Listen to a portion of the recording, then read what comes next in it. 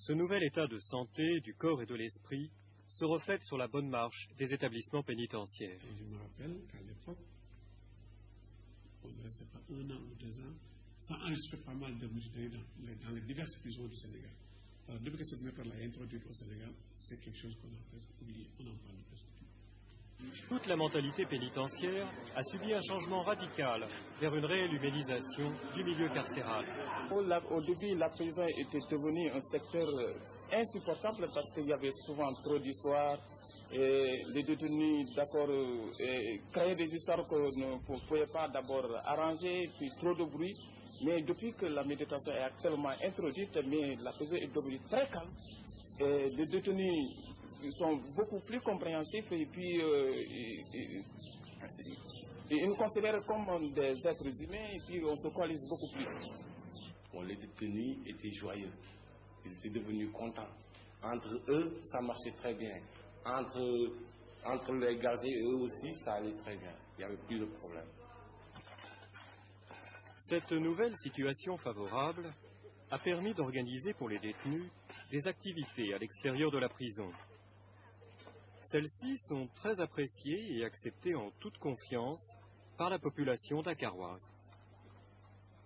Depuis 2 ans, nous connaissons la technique de l'enrichissement. Et les premiers bénéficiaires, ce se trouve être des étudiants. Parce que d'abord,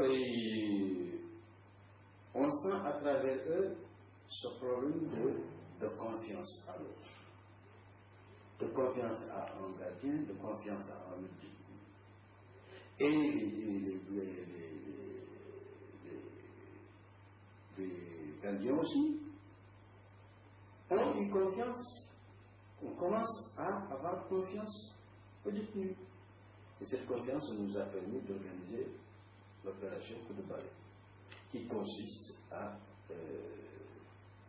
sortir un grand nombre de détenus pour travailler dans la rue, dans les établissements publics, et tout ça surveillé par un nombre très réduit de gardiens de prison sans armes. Et jamais on a eu des évasions, jamais on a eu des cas de délit commis ou tentés par les détenus justement. Ce qui, avant la méditation transcendantale, avant l'introduction de la méditation transcendantale, était impensable. La relation avec le détenu s'est améliorée, c'est beaucoup amélioré même. Parce qu'actuellement, le détenu, c'est l'individu avec qui je fraternise. De telles relations fraternelles entre gardiens et détenus n'étaient pas habituelles avant l'introduction du programme de réhabilitation fondé sur le champ unifié. Mon rôle était de les enfermer quand il le fallait, les ouvrir quand il le fallait, les corriger quand il le fallait. Pendant son stage à l'école de police, le gardien de prison se voit promettre le noble métier de rééducateur.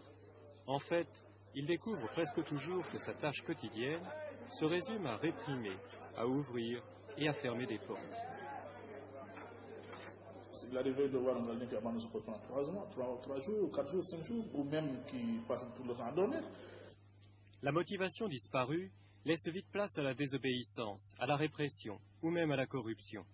Des gardiens, des abusés ou corrompus, des détenus fuyant la répression par la drogue ou se rebellant violemment. Alors le colonel Diop décide d'introduire la NT pour tous, détenus et gardiens. Avant l'arrivée de Mairie, il ne se passait un seul jour où on n'évacuait pas un détenu à l'hôpital pour agression, pour blessure. Donc, tout cela s'est stoppé d'un seul coup. On a dû le constater dès la première semaine de méditation. C'est un noble art, cette technique. Dans l'ensemble, tout le monde est content. Tout le monde est content de la méditation parce que ça a permis au personnel de faire leur travail beaucoup plus facilement. Parce que les détenus sont devenus calmes, donc le personnel n'est plus chargé.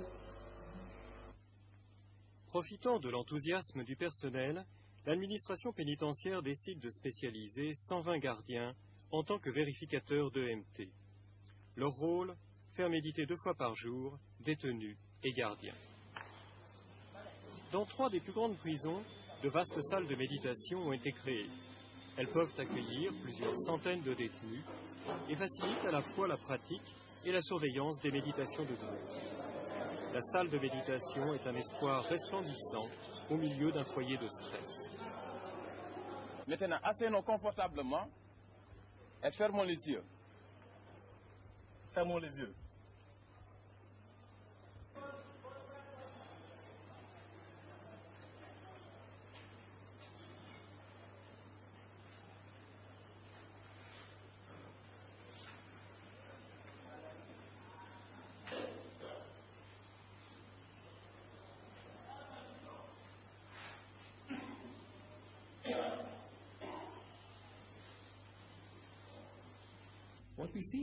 Ce que nous voyons ici, c'est que non seulement le prisonnier en tant qu'individu est réhabilité, mais on s'aperçoit qu'il y a aussi des effets au niveau collectif. L'aspect réhabilitation n'est qu'une petite partie d'un programme mondial que nous offrons à tous les gouvernements. Oui, mon avis sur les détenus qui pratiquent la méditation, sur les autres qui ne la font pas. Je trouve qu'il y a une grande influence. On s'est rendu compte que les péripatéticiens perturbaient la prison. Et depuis qu'elles sont arrivées, après l'introduction de la méditation transcendantale, on s'est rendu compte qu'elles sont restées aussi calmes que les autres et sans être initiées. Donc, je peux dire que la méditation a eu, celles qui méditent ont eu une grande influence sur celles qui ne sont pas encore initiées. C'est ce qui explique le calme que nous connaissons actuellement dans la prison.